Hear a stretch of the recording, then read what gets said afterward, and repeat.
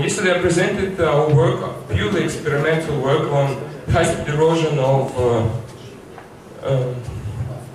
special type of materials, so-called ultrafine grain materials. So we studied the phenomenon of high-speed erosion due to its importance in airline industry, mainly because sand particles and dust encounters blades of jet engines and destroys them.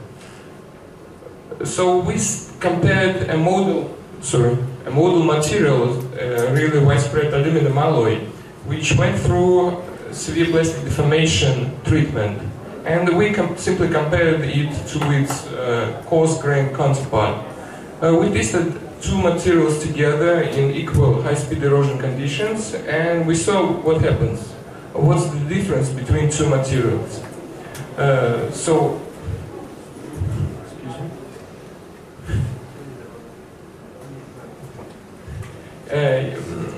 We took aluminum alloy, we put it through high-pressure torsion treatment.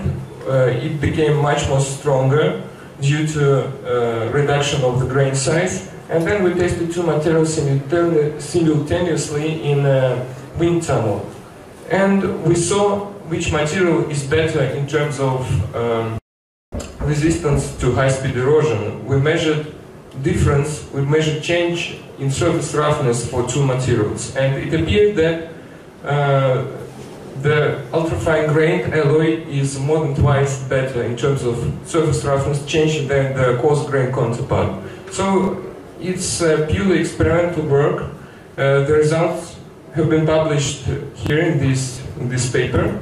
It's been accepted two weeks ago. So soon I think you will be able to find the results on the internet.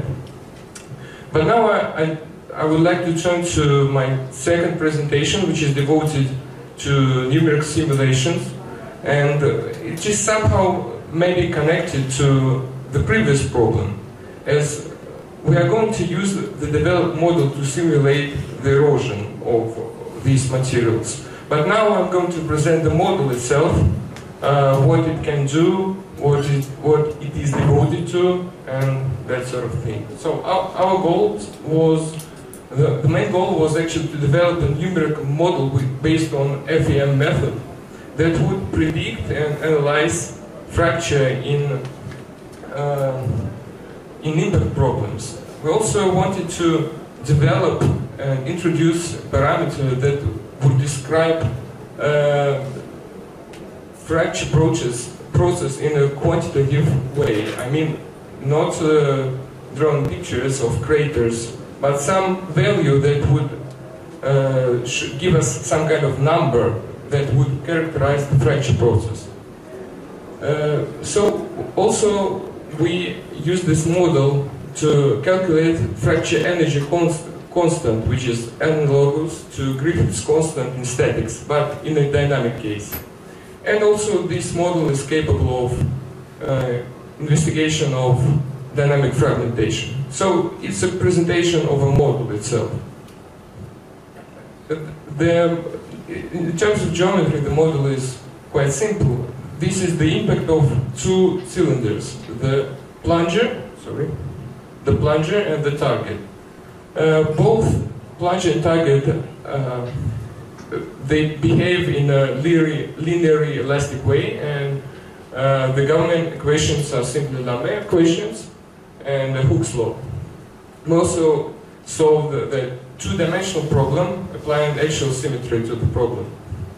As for the fracture criterion, we used the so-called incubation time fracture criterion that looks like a double integral of space and time, which includes two main parameters.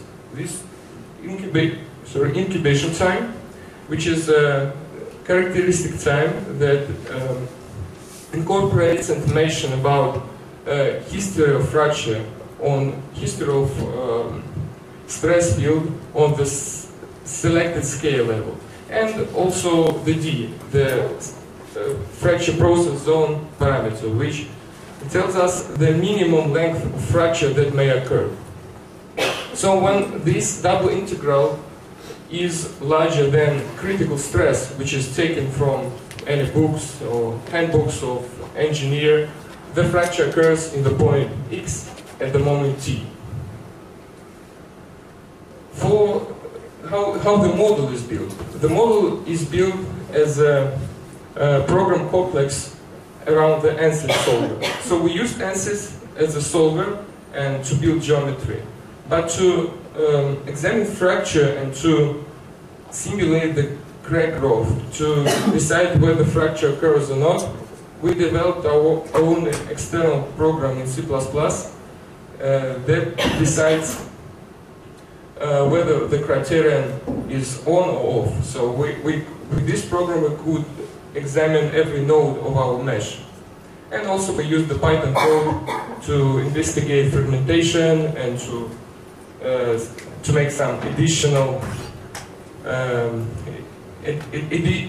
things that would simplify our research. In the beginning I spoke about some quantitative parameter that would describe the fracture process. We decided to introduce a surface of fracture area. Sorry, the area of fracture surface. So as a parameter that would quantitatively describe the fracture process. It is easy to calculate the area of this surface at every moment of the calculation. You simply may you simply multiply the length of a newly born crack by the distance from the axis of symmetry, and you get this area of the newly born surface. To study the fragmentation process, we used algorithms from graph theory regarding the mesh, the finite element mesh, as a huge graph. So we could study connectivity of this graph and therefore find pieces that are born due to fracture. These are some results produced by our calculations using these models. For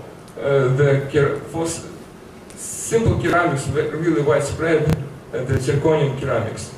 So you may see that fracture surface area grows with time.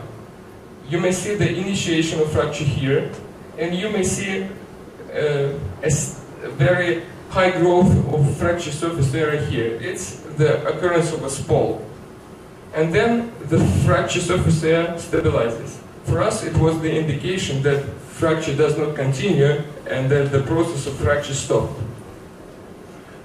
Also, we were able to calculate dependence of final fracture surface area on the plunger velocity. So it is obvious that it will grow with the growth of velocity. So you may see that its growth here. We could also calculate threshold velocity of the plunger by simply building the graph of dependence of projectile residual velocity on the projectile initial velocity. So when it intersects 0, here you may see the threshold velocity of the plunger. We also were able to calculate the final fracture surface area dependence on the incubation time, which is the key parameter for the fracture criterion applied in this model. You may see that a fracture surface area increases when the incubation time increases. We're still thinking how to treat this result actually, but we think that this might be attributed to various scale levels which are activated during change of the incubation time. These are results of the fragmentation of ceramics. Here it's quite a typical pattern that obtained by our calculations. This is the plate, so this is the ceramic plate.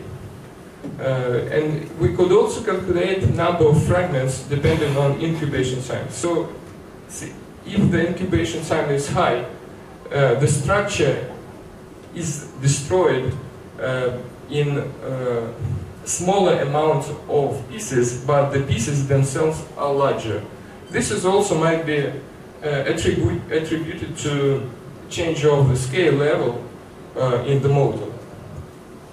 Here are some comparisons of our calculations with experiments.